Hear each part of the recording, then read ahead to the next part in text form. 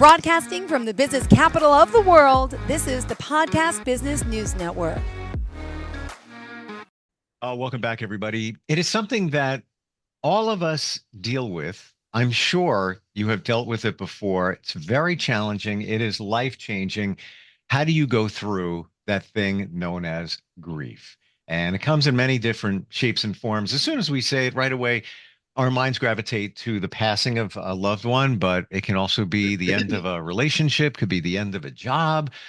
Many situations can bring on grief, but how do we deal with it? How do we process it and move our lives forward? This is just a piece of what she does when she works with her clients as a life coach. Grief is part of it, and we're going to talk with her, find the steps of grief and how to deal with it. Dawn Manderfeld is with us. How you doing today? I'm doing great. How are you, Steve? I am good. I am good. We don't Good. hear this topic discussed that often, and I get why, because it's kind of uncomfortable. It can be perceived to be negative, sad, but it's life, and we need to face it when it does happen in our lives. It's my understanding, Dawn, that there's different steps to grieve. Have I heard that right? There is, and I think it all depends on what you're grieving also. Are you Sure. grieving a death? Are you grieving a relationship? Are you grieving a job? Maybe a decision you made that you thought was going to be the best decision you could do, and things didn't turn out the way you wanted them to turn out.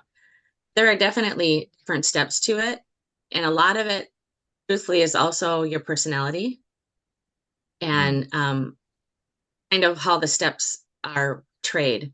You know, some people don't realize that if it's a long-term situation, when it finally ends, you realize you've already gone through little processes of grief along the way. And that happens with every situation that we go through that is a life change. Many times when it's the passing of someone after time has passed, those of us that want to that know somebody that had a passing, it's almost uncomfortable, like we don't want to bring it up. Or when those situations come up in their life that we could address. Oh, remember the time he and things like that. I feel that many of us pull back from that because we don't want to bring those memories back. But Yeah. I'm feeling that it's part of the process of helping the other person to acknowledge, even when it's on your radar and you want to say, I remember the time that or um, just all little things like that that come up. And many times we pull back. Probably not the right thing to do, right? No, it isn't. But then again, for me, I had a lot of friends that I wouldn't say quit calling me after my husband passed. My husband went through a long-term illness. And so there was different areas that I had grieved during that process. But when he passed, everyone was like, I shouldn't say everyone, a good group of my friends want to bring his name up. They always even want to ask me how I was because they felt that it would bring up an emotion that I didn't want to deal with for the day. Sure. But for me, it was like, keep talking about him. He was part of my life. Like, it was part of my life, and I want to keep those memories alive. I want to keep those memories out there. And when I'm learning how they're processing it and learning how to process a new way of relationship with me, um, I wanted them to ask Mm. me. I wanted them to open up, and I wanted them to say, "Hey, do you remember when we went and did this or we went and did that?" And that helped me when I finally just told my friends, you're not making me sad by bringing up these memories and asking me about him. You're helping me keep his memory there because they're not bad memories. They're good memories, and it's still going to always be a part of my life. No matter where the rest of my life goes, those memories are not just going to disappear. They're always going to be there because he is now part of my story. And Sure. I think that's what people forget is when you do lose a loved one, they're always going to be a part of your story, whether it's good or bad. It's so true. We're afraid to do it. We're afraid to bring it up. Even like the anniversary Yeah. of a passing. You know, somebody's processing that. Um, but we don't want to, kick the nest, so to speak, but we need to. We need to, on the other side of it, acknowledge that, this is part of your life. How about the process. And everybody's different. Every situation is different. But how do you process it? And how do you move your life along the way and also know that you are moving in a positive direction? A lot of people that I have worked with, and just from my own experiences with family and friends, usually the first reaction is anger. They're angry that they're grieving this process, that this happened to them. Why did it happen to them? And then a lot of people get upset because these people are angry and they don't know how to, um, they don't really know how to explain how they're feeling. It's really kind of hard to explain, but it's like you're mad at the person or the situation that left you that's over, but at the same time, it's probably not their fault in the majority of it. It's not always something that they plan to do. But all of a sudden you feel alone, or your whole dynamics of your whole thought process and day has changed because now Mm, this person or this situation is no longer there. So then you think, well, how could I change that? What could I have done different? And mm, sometimes we can do things different, but Steve, not all the time. And that's where we have to just go through the process of figuring out, why are we angry? Why are we upset? But a lot of times after you cried and you've gotten through that part, the majority of the time, if it's a short term, it's anger. mm, If it's long term, it's a whole different scenario that you help people through. So it really does determine too if it's a short term situation, that just happened quickly, very unexpected, or if it's a long term, because a grieving process in each one is similar, but you grieve them way differently. Like anger is a process you grieve always at the beginning, whether it's short or long term. But then if it's a long term situation that you're grieving, by the time that situation's over, you've already gone through the majority of all that. So then when it's over, you're already in a positive mindset that, okay, now I can move forward. If it's short term, it can take a little bit of time, mm. because anger is usually the one that lasts the longest when you are grieving something. Anger is usually the strongest and the one that lasts the longest, because while you're angry, you're also feeling the emotions of sadness. What did I do wrong? How could I have Hmm. changed things? So it really does, it really is different for people as far as how long they're in that situation and really what the situation is for grieving. So I've had this debate with friends before. You say anger. It's my belief that anger is not just anger. It's always something else. Anger isn't just, we can be happy, we can be Yeah. sad. But when you're angry, there's another emotion attached to it. It doesn't sit by itself. It's not just, oh, I'm just angry. Your No, thoughts? I've talked about this before, debated it, and um, is anger just anger? anger is not just anger. Anger, when you get angry about something, there are so many emotions that come with it Right. that you can just say, you know what? Fine, I'm done with this. Yep, I'm not going to be mad anymore. And then an hour later, you're crying, you're anxious, Yep. you're frustrated, and then all of a sudden your brain will click and, oh, I really had a pretty good day. And then you get by yourself again, or you get home, or you think of one little thing or a memory, and you're just angry again. And anger is a very strong word. I know it's a very strong word, but it is a word, and it is an action, and Mm, there are reactions to that action. And anger, it can be a pretty nasty thing, actually, if you don't have people surrounding you or allowing people to help you walk through it sure. and to talk to you when you get angry. You need to talk to somebody when you feel really mad about a situation like that. Don't just stay by yourself and harbor it in your head and allow wrong emotions to come forward. That's when you really need to know that you shouldn't be alone, and you really need to have someone that can be a soundboard for you. Sure. And help you process it, help you, Yes. figure it out. You could be angry, at the let's say you had a relationship, it ended, you're angry at that person, maybe they did something, but deep down inside, there's more going on. Either you still care about them, um, maybe you have guilt for your part in the relationship. Guilt's another one. Let's go there. I was going to say guilt is another one. Guilt is huge Yeah, because it's again, what could have I have done? right. Where should I have noticed this was going to happen or this was going on?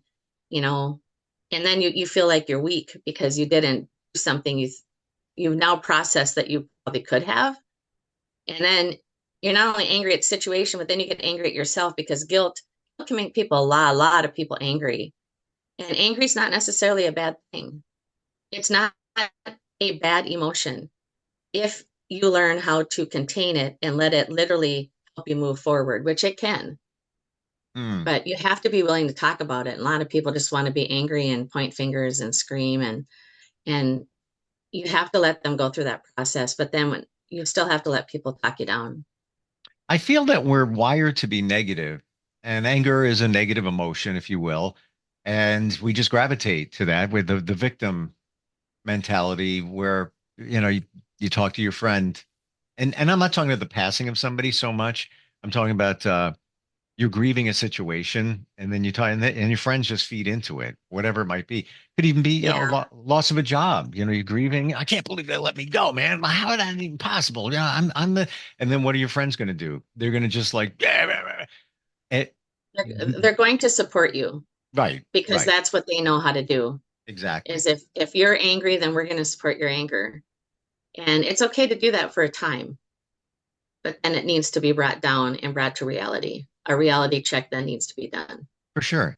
Um, and then maybe you lose a job. There's many different reasons why that may have happened. They're cutting back. You can't Yeah. control it. And maybe that's the other thing that should be considered in the grieving process. Most times it's out of your control, right? Well, it is because let's go to a relationship, for instance, whether it is a physical relationship or it's with someone that was your best friend for years. When you're in those type of things, all of a sudden it's done and it's over. People need to realize sometimes there's nothing you could have done to change it. Yes. It could be really their issue. And it's hard to accept that because, well, they were my best friend. I know them inside and out, or I was with him or I was with her for all these years and, for a year and a half and I knew them and, why didn't I see this? And sometimes it truly, Steve, is not anything we have done, anything we could have changed. It's something we're going through. Yep. Yep. And that's even hard to accept. Once you do, though, it's really cool. Well, once you do, it's like you have empowerment. All of a sudden you feel like, oh, okay. No. And you do eventually see little signs Yes, of things slowly changing or quickly changing. And we're not always aware of it. We're not always keeping our eyes on that because we're still on a different emotion of it. So yeah. And once you take a look at in those situations why people do what they do, and if you're privy to their upbringing, sometimes it comes clear, and it's not that you're looking for an excuse, but it's like, oh, that does make sense. Let's be honest here. Relationships take two. It's not just always one-sided. Very rare, very rare, unless somebody has, issues, substance abuse, whatever it may be. It's always two, but it can be like this as well. The yeah. scales are not always going to be the same. But it's still a grieving process. You still have to work your way through it, no matter what it is. And it changes who you are. Hmm. Every time you're grieving a situation, like you had said, whether it's a relationship, whether it's a death, whether it's a job situation, every time we go through a change like that changes the directory of our life, it changes us. Mm. So are we going to be willing to take the time for us to change? And there again, what's our mindset going to be? Make sure that we're changing positive and we're changing forward and we're still changing to where we want to go. And we're not going to let these situations either destroy us or change our direction into a downward spiral. And that's also very huge. People don't realize this world is so crazy. You really do need either surround yourself with good people or find someone who can literally help you process it, because our brains are now trained to process so many things in a day. Mm. And when you're grieving something that you don't want it to destroy you, put that in the mix of either being a parent or being, all of a sudden being alone or trying to still go to work or not having a job anymore, whatever it may be.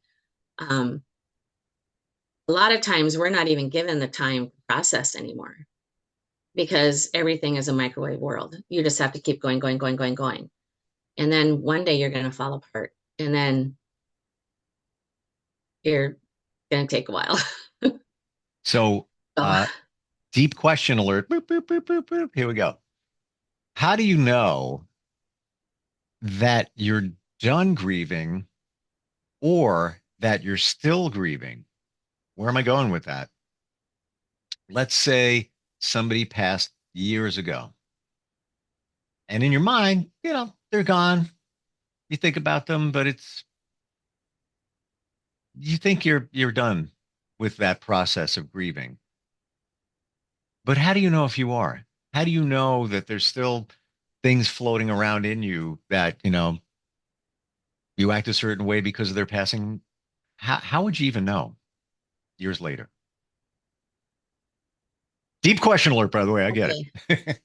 Nope, it is. I'm just figuring out how Yeah. to put my words. Okay. So, and while you, Okay, the grieving process never really stops. I mean, when mhm, you have a big loss, it's going to be with you forever. However, when you know that you're finally past the devastating shock and the devastating emotions of it, sure. is when you can bring them up, you can have memories, and you can talk about it, and you can start smiling about it and realize, okay, that was a part of my life.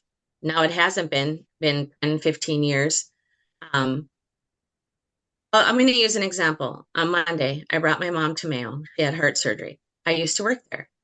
I ran into a nurse on the floor my mom was at and said, "Ann, how are you doing?" She was one of my husband's nurses. She said, "Isn't today the anniversary of his passing?" And I said, "It is." So this last Monday was the anniversary of the passing of my husband um, from 2017. And she was like, "Oh, do you remember when we brought him in a steak dinner when he was feeling better? We were able to put a little picnic up." And it was a positive thing because this person remembered that part of my life and was just, had memories to share with me. And it wasn't a sad thing. So when you know that it's still there, and are you always going to wonder, what if that didn't happen? Where would my life be now? Would I be this far in this job? Would our friendship be here? Would our relationship be here? Would we have got married? You know, whatever the situation may be. It's when you can talk about it and then you can treasure that time that you had with them, that time you had your favorite job, that time you had that best friend, and you can literally think positive about it. There does come a time in the grieving process that you are done grieving hurt, the anger, when you're angry, the Sure. disappointment. You do, there is a process, but always that's always going to be there in your life. That's how you really know that, oh, okay, yeah, I'm done grieving all that sad, bad, frustrating stuff, and now I can literally talk positive about that situation. So yes, there is a time when you know you are done. Okay. Literally grieving in the negative, in the frustrating, sad way. I understand that we all hold emotions, and sometimes we don't know that we're holding them. And that's also where I was going with that. Let's say the passing of a parent years ago. Um, and you think you're okay, but maybe it's still floating around inside of you, or a situation from back then. I guess that's where it comes down to talking with somebody, Yes. bringing it up, see where you're at with that. Um, Part of me, this is just me, part of me doesn't think it's always best to say, well, what if they were still around, what would life have been like? What if life, because that's that life. This is this life. I guess it's normal to think that sometimes, but I don't know. Yeah. For me, it's a door that's not a negative door that's closed. That's a chapter of your life, and then your life has moved on after. And we're talking about it could be any grieving. You lose a job, you Yeah. know. Um, Yeah. Yeah. And then you can't find another one like it. Yet you're learning to be comfortable where you're at now. Yeah. right, right. But then again, you look at things in a positive light. Like they say, one door closes, one opens. You think about, well, I lost that job years ago, but look where I am now. And maybe I wouldn't be here now if that didn't happen. And again, the passing of someone, many say there's always a reason. There's a reason for something if you want to believe that, universally. Um, Sometimes we don't always know the answer, but then you look at your life now, it's like, all right, I went in a different direction and maybe that needed to take place for this. Um, your thoughts on that? Yes. I agree with that. Sometimes change that is a grieving process can literally put us where we really should be. It can literally direct us, you know, in the right direction of, okay, I thought that was wonderful. I thought I was in a great place. But however, I'm happier now than I was back then. Like I'm really in a good place now. I'm really living my dream. Like this really did happen.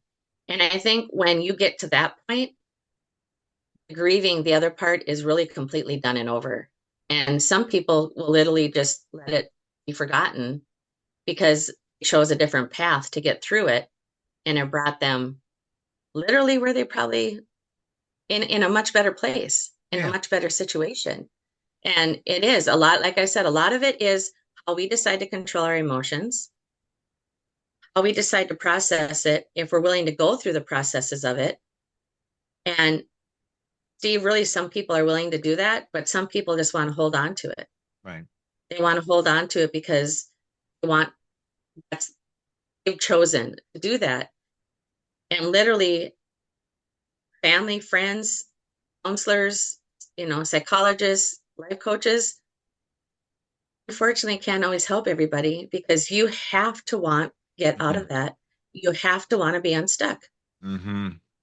And so a lot of it is we can do everything right as friends, parents, coworkers, bosses, whatever, a spouse. But a lot of it is going to fall on every individual. Yep. And how long do they want to stay in this? Or are they willing to just realize nothing I could do? Let's move on. Let's move forward. I want something better now. And you can't always make people want to do that. It's so true. You have to want to be helped. You have to want to, and I get when it's the passing of someone, many of us are afraid to let go in that regard because they're afraid the memories will fade away, but they're not going to. It's like, unless you take the blue pill or the red pill, whatever. Yeah. It's not gonna happen. But my I suggested hypnotherapy for my sister last year, year before. Great hypnotherapist. I work with them. Um, and my sister said it really didn't work. And I know, and I called her out on it. I said, because you didn't allow it to work. You weren't open to the change. You weren't allowing them to help you. And we don't move forward the way we want to unless I guess it comes down, you got to be ready. You got to be ready. But, Yeah. but sometimes it's those big events, like a situation you need to grieve that gets you ready. Weren't planning on it, but it gets you ready. Well, like I say, a memory is the one thing people can never take from you, whether it's good or bad. Right. And I mean, some memories you wish would go away and just don't. But we have to realize if it was a happy place or a good place, we're blessed to have those memories because no one can take them out of our head, you know, like you said, unless you're doing something. But those are ours to keep. So how do we want to keep them? Because that's really going to help us go through the grieving process and to move Sure. forward and to have better things. And I guess it comes down to whatever the plan is. Um, all those negative things, if you look at them in a positive way, and I don't mean, put on the rose-colored glasses and just make it up, but really feel it like, wow, I would not be here today if that didn't happen to me then. Like they say, what doesn't kill you makes you stronger. But you have to think about it and identify those things along the way, and that's where somebody like you comes in, because sometimes we don't see it. We don't see why, Yeah. The change took place within us. Dawn, how do we connect with you? If somebody is going through something, whether it's grief or whatever, how do we find you? My website is livingbb.org. My email is donrenee@livingbb.org, and my phone number is 952-200-1103. And I've said it before, I'm going to say it again. The BB stands for beautifully broken. Beautifully broken. And in the past, I've been told, don't ever say the word broken. We're not broken. We're all broken. I'm sorry. And it's okay to be broken. It's okay. And it's not in a negative way. I don't mean that in a negative way. We all have stuff. We all have gone through things, call them traumas, and we're a little broken. There's a crack there in the shell, but you can fix broken or make it better when you talk to the right people. Yes. Thank you so much for being here today. Really appreciate it. Thank you, Steve. Have a blessed week. You too. We'll be right back.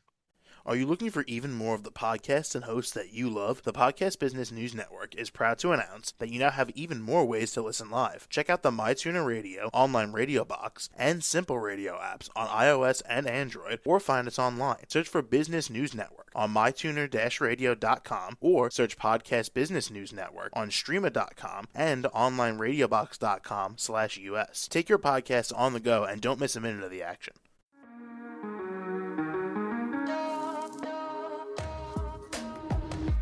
Broadcasting from the business capital of the world, this is the Podcast Business News Network. For nearly 2,000 severely injured veterans, everyday life has become filled with barriers. Day-to-day simple tasks can become pretty daunting. I have to carry my chair up 2 flights of steps or have somebody do it for me. What scares me the most is just the falling. When I'm struggling with my house, I think, to have that one great barrier just knocked down, it's crucial. Home for Our Troops is a wonderful nonprofit that builds a mortgage-free, fully adaptive, handicap-accessible house. And there's no catch. It'll be our very first home that we've ever owned. This is a game changer. This is where your life begins again. We need you to join us in completing this important mission. Please visit hfotusa.org and help build homes and rebuild lives. Because of you, everything's going to be okay.